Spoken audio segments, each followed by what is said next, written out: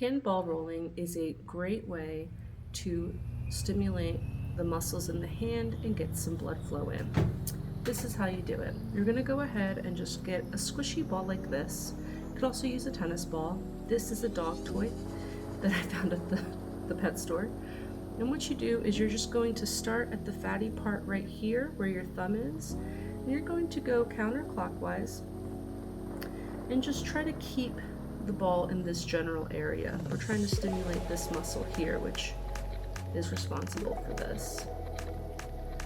So we're just going to go ahead and go counterclockwise for 10 to 15 seconds before moving on to the pads of each of the knuckles.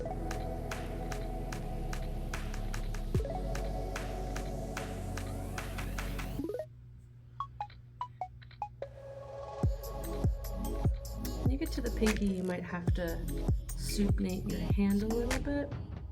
That's palm up is supinate, palm down is pronate. And then we're going to go ahead and go the opposite direction, clockwise, along each of those knuckles, again, for 10 or 15 seconds. Once you're done with that, you can do the whole hand like this. When you get more pressure in this area, you can simply lean forward, using your body weight to create the pressure instead of your arm. Once you're finished with that, you can squeeze the ball a little bit just to kind of get a little bit of extra compression in along the pads right here of the knuckle.